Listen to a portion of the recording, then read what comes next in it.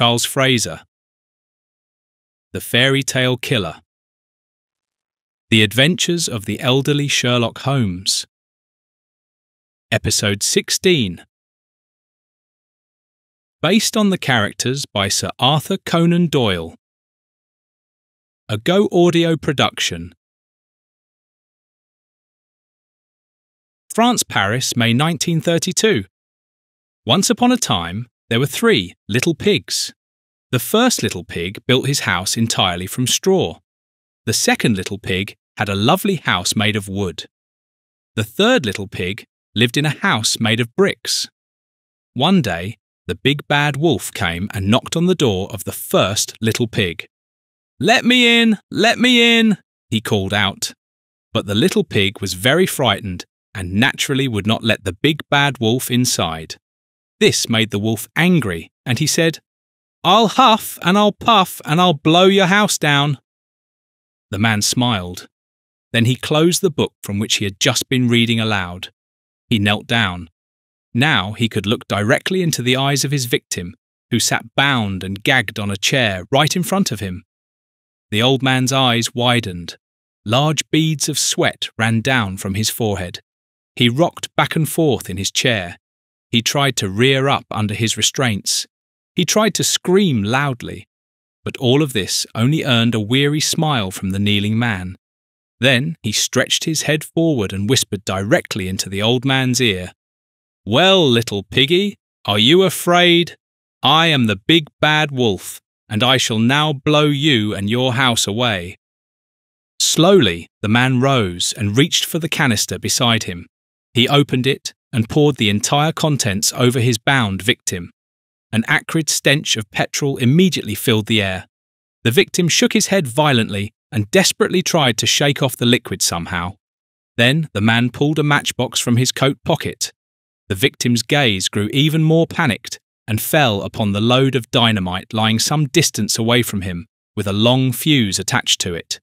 The man lit the match and held it in front of his face for a moment. He looked at it with a smile. Then his gaze fell upon the bound man before him, before he threw it onto him. Immediately, the old man burst into flames. The perpetrator watched his victim's death throes for a while until he finally left the room satisfied and lit the end of the fuse with another match. With hurried steps, he left the old estate. A blast that could be heard for miles caused the house to collapse behind him. He turned around once more, and not much remained of the front of the building along with his victim. Almost as if the big bad wolf had simply blown away the dear little pig's house of straw. England, London, the 3rd of August 1932. This heat was hardly bearable. Whilst Holmes lay on the divan with his legs elevated, smoking some poisonous substance, I sat in my armchair with my feet in a tub filled with ice water. At the same time, I fanned myself with cool air using a fan that Marie, Alice and Eddie's eldest daughter had crafted for me. "Holmes, I feel as though I'm melting alive. This heat is killing me," I complained to my friend whilst continuing to fan vigorously. Holmes showed no reaction. He had probably smoked himself into delirium again. But nearly 5 minutes later, I finally received an answer from him. "You must try this, old friend," he muttered to me whilst extending his small pipe. "I am presently in the Arctic, walking through the snow with the Eskimos. We have a reindeer with a sledge with us. But beware, just ahead, a mother polar bear and her 2 cubs are sliding down the slope." I slapped my forehead with the palm of my hand. "Holmes, you're absolutely balmy." There was a knock at the door, and Alice entered with a tray in her hand. "I've brought you some cold lemonade, just the thing for this tropical heat." You are an angel," I said, smiling at her gratefully. "I would very much like a glass, though with Holmes, I'm not quite certain." "Do you think he won't like my lemonade?" asked Alice uncertainly, glancing at Holmes, who lay there with his eyes closed, yet continued to draw on his pipe every few minutes. "It would certainly suit his taste," I reassured Alice. "However, Holmes is currently strolling through the Arctic with a reindeer and some Inuit friends. Oh yes, he's just spotted a polar bear." Alice understood at once. So Billy has been here again and brought him new supplies. Billy was the newspaper boy and Holmes's drug courier, a very bright and likeable young chap. I was fond of the lad, even though I was extremely critical of my friend's increasing drug consumption. "Are you worried?" Alice asked me. "Of course I am," I replied more harshly than Alice deserved. "After all, we both know that drugs will destroy a person sooner or later." Alice placed her hand on my shoulder and winked at me. "In Holmes's case, rather later than sooner." England, London, the 1st of August 1907. Once upon a time, there lived a poor woodcutter who dwelt with his wife and 2 children in a small cottage in the woods. The little boy was called Hansel and the girl was called Gretel. One day, the children's mother died. The father took a new wife. Then a great famine came to the land, and soon the family had nothing left to eat. One evening, the father and stepmother decided to take Hansel and Gretel deep into the forest. They planned to make them a fire and give them one last piece of bread before abandoning them. Hansel and Gretel would never find their way back home alone, and thus the parents would be rid of the children. The father was uneasy about this, but the stepmother insisted, saying otherwise all 4 of them would starve to death. However, Hansel and Gretel overheard the stepmother's wicked plan, and that night Hansel gathered some pebbles he found in front of the house. The next day, the parents led the 2 children deep into the forest, but Hansel dropped a pebble every few meters to find his way back home during the next moonlit night. The man closed the fairy tale book and said, "Now, my boy, you will go and visit the dear Reverend and politely do what he asks of you." The small, frail boy began trembling all over his body. He tried to suppress it, but it only grew worse. The man noticed and gave the boy a resounding slap across the face. Tears welled up in the lad's eyes. Bravely, he looked at the man and nodded. "Very good, my boy," said the man whilst patting his bottom. "Now go. We shall finish reading the story when you return." England, London, the 3rd of August 1932. "Nibble, nibble like a mouse. Who is nibbling at my house?" called a voice from the gingerbread house. The wind, the heavenly child," Hansel and Gretel called back as they continued to feast upon the sugary house. But then the witch came out of her house, grabbed Hansel and locked him in a stable. Gretel, however, she made work and cook for Hansel, who was too thin for the witch's liking. For the wicked witch wanted to cook and eat poor Hansel. Day after day passed, and the witch checked daily whether Hansel had grown fatter. One day, the time had finally come, and the witch called out, "Hey there, Gretel! Be quick and fetch water! Today I shall slaughter Hansel and cook and bake him." Gretel wept bitterly, but it was all to no avail. Gretel had to heat the oven and knead dough. Soon after, the witch said to Gretel, "Crawl into the oven and see if it's hot enough." But Gretel pretended to be stupid and said, "I don't know how to do that." "Silly goose," scolded the witch. "Look here, the opening is big enough. I could even crawl in myself." As she stuck her head partway into the oven. This was what Gretel had been waiting for. She gave the witch a mighty push, sending her flying far into the oven, and quickly slammed the iron door shut behind her. The man looked up from his book with a smile on his face and carelessly set it aside. His victim lay tightly bound before him on the floor. "Let's see if the oven is hot enough for you yet," said the man. "It would be a shame if you didn't get properly crispy." The man left the room. Meanwhile, his victim tried in vain to loosen his bonds. Desperately, he attempted to crawl along the floor to escape his murderer. At first, he could barely breathe from sheer terror. The gag didn't help matters. But now he found new hope. If only he could make it to the table. He knew exactly that his knife lay there, which he had used only moments before to peel apples, before his murderer surprised him. Perhaps he could manage to knock over the table and grab the knife, cut through his bonds and escape, He strained even harder. He fought for his life. His limbs ached unbearably, but he wouldn't give up. Suddenly, he heard a throat being cleared behind him. He turned his head and caught a glimpse of his murderer standing in the doorway, watching him intently and visibly amused. Now he came towards him with swinging steps and knelt down beside him. "I think we'll put an end to all this now. Isn't that right, old fellow?" Then he grabbed his victim by the feet and dragged him to the bread oven. Then he heaved his victim up. The terrified man whimpered. Just a few centimetres more and his head would be in the oven. He felt the heat. His head began to glow. His few remaining hairs caught fire. Pain, unbearable pain. "Mr. Holmes, Dr. Watson, come quickly. Inspector Wolfford is waiting downstairs for both of you." Alice stood completely out of breath in the doorway and urged us to hurry. I first looked at Holmes, who still lay on the divan with closed eyes, muttering incomprehensible words to me, and then at Alice. Alice shrugged helplessly. "Shall I tell the inspector that our master detective is indisposed?" "I have a better idea," I said, lifting up my bucket of ice water in which I had been cooling my feet until just now, and poured the water directly over Holmes's head. "You cannot do that!" shrieked Alice, but it was already too late. I must confess, I rather enjoyed it. Holmes spluttered and shook his head. He swung himself upright. Forgotten were his perpetually aching back, the throbbing hip and the calcified shoulder. "Watson, have you lost your mind completely? Did you not think of my old, weak heart at all?" he scolded.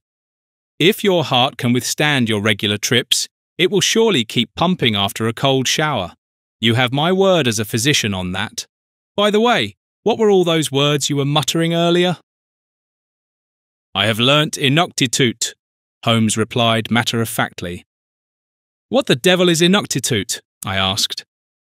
"That is the language of the Inuit," Holmes enlightened me. "And how in the devil's name can you learn a new language whilst delirious? Oh, let's drop it," I said with a dismissive gesture. "Watson, have you noticed that your blasphemous vocabulary has been getting rather out of hand lately?" I shook my head and ignored Holmes's pedantry, asking instead, "We must be off. Inspector Wolfford is waiting downstairs for us. Would you not like to change your clothes? You are thoroughly soaked after all." "What I owe to you, dear Watson. But why should I change clothes? At 35 degrees in the shade, the shirt will dry quickly." "I thought you might be cold. After all, you were just in the Arctic." "Don't talk such nonsense, Watson." I took 3 deep breaths, dutifully swallowed the words that came to mind, and followed Holmes at a distance of several metres. "This is hardly believable!" I was utterly horrified by the sight before us and had to retch. I stared at the oven, its door wide open. 2 bound legs hung limply out. The man's entire upper body was inside the still scorching hot oven. I could barely comprehend it. "Who found the poor devil?" asked Holmes. "The vicar's cook, Mrs. Clark," replied Inspector Wolfford. Just what we needed, I thought. The good lady certainly won't be baking any more bread in here. Holmes crept around the oven and examined it from all sides. "Is there anything I should know?" Holmes asked further. "No traces, no witnesses. We only found this book here." Inspector Wolfford handed it to Holmes. "Did you find it open to this page?" Holmes wanted to know. Inspector Wolfford nodded. "What is that?" I asked curiously, stepping closer to Holmes. "A fairy tale book. To be precise, the tale of Hansel and Gretel. You know how it ends, Watson?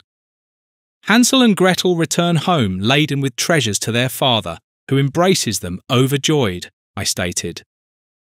A most obscure portrayal, if you ask me, for if I remember correctly, both are first abandoned in the forest by their father, only for him to welcome them back most warmly afterwards. But that's beside the point now, because before Hansel and Gretel return home, Gretel pushes the wicked witch into the oven and frees poor Hansel. Do you see the connection, Watson? You mean to say the murderer took inspiration from the tale of Hansel and Gretel? Precisely, Watson. But Inspector Wolfford, might we have a word with the lady who discovered the Honourable Reverend? Mrs. Clark, I hope she is fit to be questioned. It was quite a disturbing sight for the elderly lady. A few minutes later, a frail-looking lady appeared, supported by Inspector Wolfford's arm. Indeed, said Holmes, bowing slightly to Mrs. Clark. I looked at my friend uncomprehendingly. What on earth are you up to now? And I knew, even as I asked the question, that it had been a mistake. Eingai means hello in Inuktitut, Holmes explained.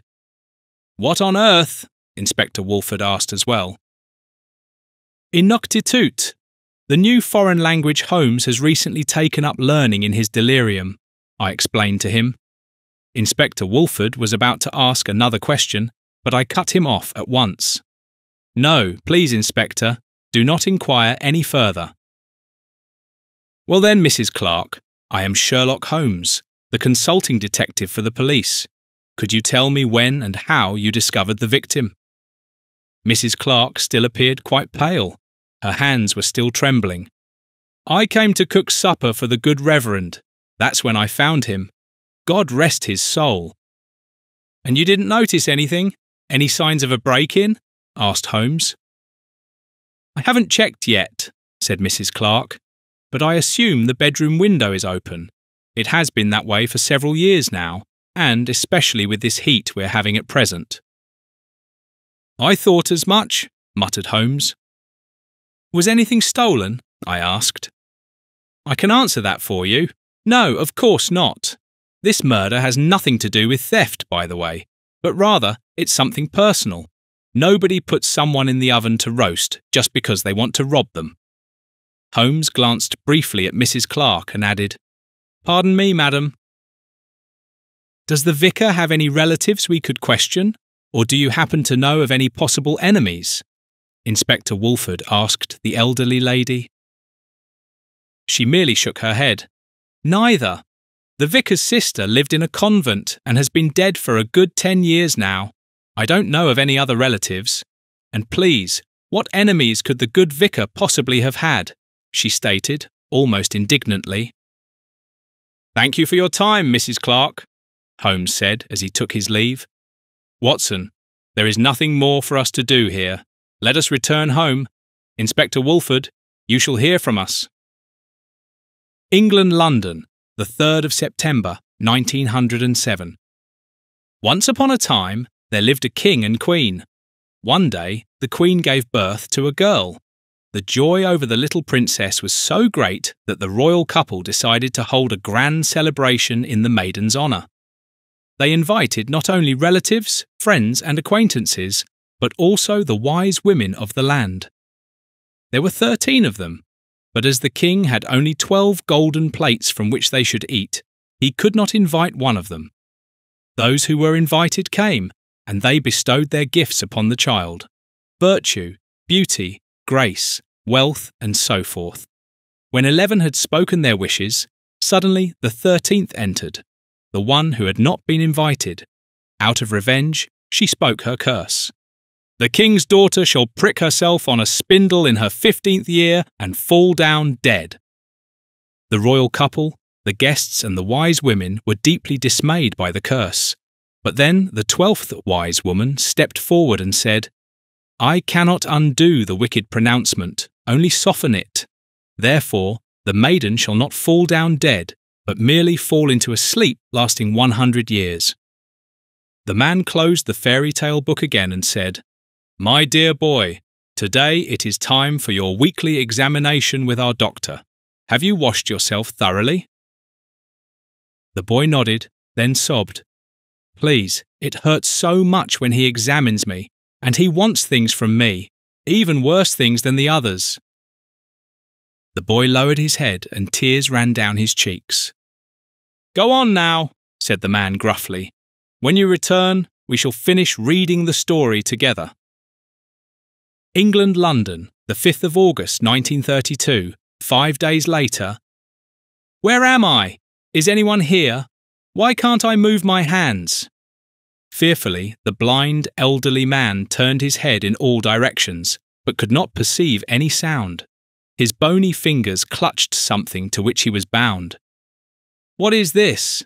What am I holding on to?" he whimpered. "Tut, tut, tut, dear doctor. Who would have thought 25 years ago that things would end like this for you?" Who are you?" he whispered. "You know me all too well. You even know body parts and places that not even a doctor should know. Well, does that ring any bells? Or were there so many rent boys that you can't even remember the individuals?" asked the man mockingly. It was research. All medical procedures for their own good," stammered the blind man. "Ima, for your own good, yes, that's right. For my good, no, I cannot agree to that. If I weren't so disgusted by you, I would now do the same things to you that you did to me back then. Then you would see that well-being plays no part in it whatsoever. But fear not, I'm not that perverse. I've thought of something else rather lovely for you, so listen carefully. On her 15th birthday of all days, the king and queen were not at home, and the princess remained alone in the castle, so she decided to examine the entire castle very thoroughly. Eventually, she reached a long-forgotten tower. Inside sat a little old woman at the spinning wheel, spinning wool. The princess asked the little old woman if she might try it herself, and the little old woman agreed and made room for the princess. So she sat down at the spinning wheel and immediately pricked her finger. Thick, red drops of blood ran down and fell to the floor. At that very moment, the princess fell to the ground and fell into a 100-year sleep. The man put the book aside and said, "It's almost a shame that you have become blind by now, even though this has probably taught you humility over the past few years. But I would have loved to see you watching as the spindle's needle, to which you are bound, bores through your eye. Yes, I'm afraid I must inform you that in your particular case, the 100-year sleep probably won't be happening." The old man trembled across his entire body. His eyelids flickered wildly. The man grabbed him by the back of his head with his large hand and, without hesitating even once, pressed the old man's head directly onto the spindle's needle. In an instant, the blind man's body offered no more resistance but hung limply. The long needle had bored directly through the right blind eye. And yet another fairy tale book, the same one we found at the vicar's, except this time the perpetrator had reenacted Sleeping Beauty, said Inspector Wolfford as Holmes and I arrived at the crime scene. "He interpreted it rather willfully," Holmes stated. "He gave it his own personal touch." "That's not at all funny, Holmes," I reprimanded my friend. "Shall I tell you how that would sound in Inuktitut?" Holmes asked me. I waved it off. "If you could explain to us in a language that we can all understand what happened here and what conclusions you draw from it, I would be most grateful," I replied irritably. "The man was a doctor, you said, Inspector Wolfford? Well, now we must discover what connects the vicar and the doctor." "Ah, that would be rather difficult," I snorted. "Someone falls ill, seeks medical and Christian assistance, the last rites. There must be quite a few to consider. I'm thinking more about the private sphere. We know how the doctor died. As always, there are no visible traces. The fairy tale book is exactly the same as the vicar's, and it's currently available for purchase in all London bookshops. No special embossing or personal notes. Nothing. All that remains is to question the doctor's relatives and acquaintances. Perhaps we can establish some connections to the vicar that way. Come along, Watson. We have quite a bit to do." Unfortunately, we had to realise that we did not have quite as much to do as initially thought. The doctor's close circle of relatives and acquaintances was limited to merely 4 people. "He doesn't seem to have been a particularly pleasant fellow, our good doctor," Holmes noted soberly. As far as the connection between the doctor and the vicar was concerned, we had not really made any progress. Whilst the relatives knew the vicar, it was not through private matters, but rather as the head of the parish church. In plain terms, we were no further forward. "Let's see what enlightenment the next murder might bring," Holmes remarked dryly. "How disrespectful you are," I said. "Ever since you smoked that peculiar stuff from Billy and were mentally in Eskimo land, you seem quite changed to me." "How are you?" said Holmes, which means, "How are you?" England, London, August 1932, 3 days later. I'll keep the story very brief, I promise you that. And do you know why? Because I always rather liked you. I looked up to you. Well, until that moment when you could have become my greatest hero, but you preferred to lick the old man's boots and crawl up his backside, rather than stand by me and open your bloody mouth. That's exactly why I'll keep it brief. You know what? It's the story the old man read to me on the evening I confided in you. On the evening when you went home as normal and did nothing about it. On the evening when, after the story, I was sent back to the priest. The man took the book in his hand and leafed through it until he finally found the story he was looking for. He needed to hurry a bit now. After all, he and his victim were in a public place. Although it was only 4:30 in the morning, one could never know exactly when the first nurses would arrive, and he did not want to be caught under any circumstances. No, not yet. At least this time he didn't need to tie up his victim first. A simple gag was quite sufficient. The man had been sitting in a wheelchair for quite some time, but now he finally had to start reading. Once upon a time, there was an old nanny goat who had 7 little kids. Shall I continue reading, or do you already know what's coming? Because there's a catch for you. This morning, you are my 7th little kid. But no, don't be afraid. I'm not the big bad wolf. Unfortunately for you, out here in the open, there's no grandfather clock for you to slip into and hide. And of course, I have a little surprise for you as well. The man strode towards the wheelchair user and swung him around with vigour. Then he pushed him very close to the railing. We spent the remainder of the taxi journey in silence, each lost in our own thoughts. A solicitor and a city employee. Where might the connection lie? Was there even one? And what did this peculiar magician Damiano have to do with it? Or were we completely barking up the wrong tree? With these words, he lifted the not-too-heavy disabled man from the wheelchair and carelessly threw him over the parapet directly into the wolf enclosure. Dreamily, he watched for a brief moment as first the alpha wolf stalked towards the prey and snapped, before the entire pack joined in and tore the old man to pieces. Holmes and I arrived at London Zoo at 7:30. With a site map in hand, a police officer led us directly to the wolf enclosure, where Inspector Wolfford was already waiting for us. The entire area was cordoned off extensively with yellow tape. The zoo opened its gates daily at 8 o'clock, and it seemed to me they intended to do so today as well. With dreadful anticipation, I peered over the parapet. Something resembling a human lay down there, blood-stained and torn to pieces. It was a horrific sight.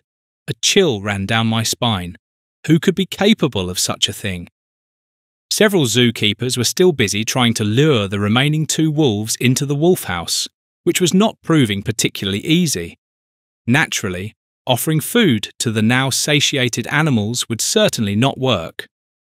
Meanwhile, I looked around and discovered Holmes standing by an abandoned wheelchair, holding a book in his hand. I immediately recognised it was the same copy as with the other 2 before.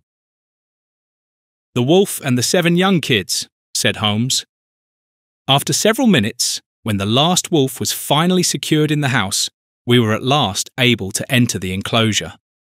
The honourable task of searching the victim for possible papers unfortunately fell to me. Holding my breath, I bent over the remains of the elderly man's torso and tugged at his jacket. I found what I was looking for and pulled out a small black wallet with large letters that read, "Benjamin Ford." Inspector Wolfford immediately gave the order to find out everything about this Benjamin Ford. Meanwhile, Holmes said, "Watson, the clothes Mr. Ford is wearing look suspiciously like pyjamas, or am I mistaken?" Now I too examined the clothing more carefully, which was not at all easy given the condition of the fabric. But Holmes was right. It was a pair of pyjamas. I'm now certain that the perpetrator wanted us to know immediately who the victim was. Otherwise, he would hardly have gone to the trouble of dressing the victim in his jacket along with his wallet. Certainly not out of mere kindness to keep Mr. Ford warm. I could only agree with that. I'll wager that we shall now discover the missing connection between these men. The murders themselves were precisely timed to ensure we wouldn't catch his trail too early and possibly prevent another murder. I fully agreed with Holmes on that point. In the afternoon, Inspector Wolfford, Holmes and myself gathered at 221B Baker Street. Inspector Wolfford briefed us regarding the latest developments in the case of the fairy tale murderer, as the press had now dubbed the perpetrator. "Do you know by now what sort of occupation Mr. Ford pursued?" asked Holmes. Wolfford nodded. Mr. Ford was a retired teacher. "At which school did he teach?" Holmes inquired further. "He worked at Woldingham School for many years. But what I find extremely interesting is that Mr. Ford was employed as a private tutor for the Kent family for several years in between." "Do you mean the Kent banking family?" I asked in astonishment. "That's exactly who I mean," Wolfford confirmed. "I know that Mrs. Kent passed away a very long time ago. Old Vincent Kent was subsequently said to have had numerous affairs and romantic liaisons, but he apparently never maintained a close relationship with any of the ladies. At any rate, I am not aware of anything of the sort." "Precisely, Mr. Holmes," Inspector Wolfford agreed. "Furthermore, Mr. Kent has a son from his marriage to his late wife." "A son? I seem to have a vague recollection that there were two sons." "No, Mr. Holmes, I am terribly sorry. You are mistaken there. I am quite certain about this. There is only one son." Holmes shrugged his shoulders. "Where can we find the son?" "As far as I know, after his mother's death, the son moved to his aunt in Paris and has lived there ever since." "To Paris? Please wait a brief moment." Holmes hurried to his room and suddenly appeared quite excited. When he returned a few minutes later, he was waving a sheet of paper in his hand. "I knew it," he said triumphantly. "See for yourself." Holmes handed Inspector Wolfford and me the newspaper clipping. I read aloud, "Explosion at a Parisian manor house. The charred body of the elderly Monsieur Beauchamp was recovered from beneath the partially collapsed foundations. The Paris police suspect arson and murder. A reliable source confirmed receipt of a confession letter sent to the Paris police. It was signed The Big Bad Wolf and the Three Little Pigs. The Paris police are requesting any information regarding this matter." "Holmes, you are brilliant!" Inspector Wolfford exclaimed enthusiastically. "We've got him! I shall immediately issue a warrant for Kent's son and have him transferred to London." "Inspector Wolfford, I have a request. I would like to be present during the interrogation." "But of course, Mr. Holmes. I shall let you know immediately once we have Kent here with us in London." Holmes and I had settled in for a few quiet days. It would certainly take some time before old Mr. Kent's son could be tracked down in Paris and subsequently brought to London. The audience applauded, but then Damiano noticed Holmes. To my regret, Billy had paid us another visit this morning and brought home supplies for his pipe. Holmes was sitting on the divan, eagerly about to light his pipe, when I said, "Where are we off to today, Holmes? Back to the Eskimos, or would you rather fancy a trip to the Aborigines?" "That's precisely what makes it so exciting. I don't know yet." Holmes grinned mischievously. "But you'll be the first to know, I promise you that." Holmes lit a match when suddenly Alice appeared in the doorway. "Mr. Holmes, stop! Please, no drug trip now. Inspector Wolfford is sending for you. They have found young Kent." Visibly disappointed, Holmes put his pipe aside. "Then my journey will have to wait a little while longer, whether I like it or not. Watson, swing your toes out of that ice-cold brew. We have an appointment." Once there was a queen who gave birth to a girl as white as snow. Her lips were as red as blood, and her hair as black as ebony. She named her Snow White. Then the queen died. Snow White grew into a beautiful, cheerful young girl. But then the king took a new wife. She possessed a magic mirror which she asked daily, "Mirror, mirror on the wall, who is the fairest of them all?" And the mirror answered, "My queen, you are the fairest of them all." Many months passed when the queen asked her mirror again, "Mirror, mirror on the wall, who is the fairest of them all?" And the mirror answered, "My queen, you are the fairest here, but Snow White is 1,000 times fairer than you." The queen became so angry that she ordered the huntsman to lead Snow White into the forest and shoot her. The man gently placed the book aside. "How many times have you read me this silly fairy tale? 50 times? 100 times? 200 times? I cannot remember any more. Do you know?" Old fear-filled eyes stared at the man. He could not expect an answer. He had gagged his victim as always, but that was not what mattered to him. He pulled out a pistol and raised it directly to his victim's head. Then he said, "But surely you still know how the story continues. The huntsman was to bring the Queen Snow White's lungs and liver as proof. She would then cook and eat them." Tears ran down the old man's cheek. The man responded to these with a resounding slap and laughed. "Feels familiar, doesn't it? Only this time, I'm the one dealing out the blows, and you're the one crying." The man gazed silently at his bound and gagged victim for a while, then said, "In the fairy tale, the huntsman kills a young wild boar and brings its lungs and liver to the queen. Well, that won't happen today. Today, you are my Snow White, and I am your huntsman, Papa." Young Devin Kent was sitting at the table with Inspector Wolfford when Holmes and I arrived at Scotland Yard. Holmes first addressed Inspector Wolfford. "Inspector, how is it that you already have Mr. Kent in London today?" "Good day, Mr. Holmes. Fortune played into our hands, but Mr. Kent shall tell you about that himself. Please, Mr. Holmes, proceed with your duties."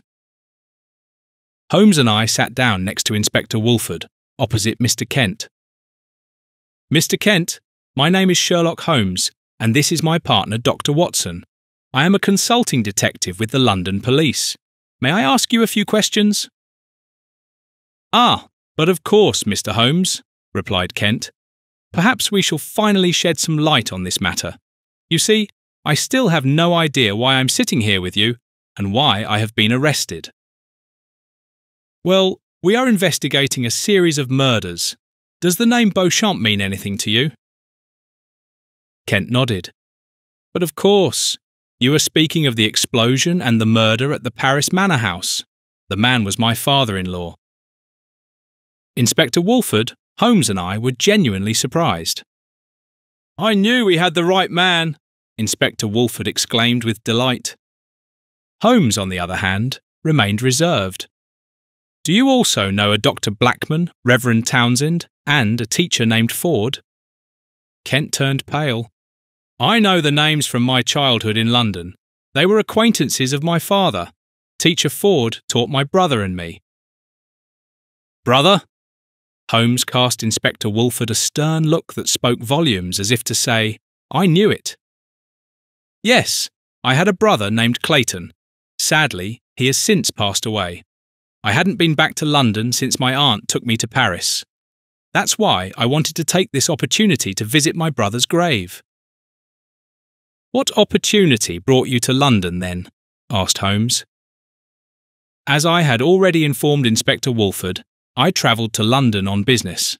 My dear wife and our 2 children were unfortunately unable to accompany me, as our youngest is gravely ill," explained Devin Kent. "How did you end up here, then?" Holmes wanted to know. "At the railway station, I gave my name to the lady behind the counter and inquired about a taxi. I did not notice the officer beside me. All of a sudden, I was arrested," Mr. Kent said indignantly. Inspector Wolfford grinned. Our young police officer, Leroy McAdam, was just about to purchase a railway ticket when he happened to hear the name Kent. One thing led to another. Very capable man, this McAdam.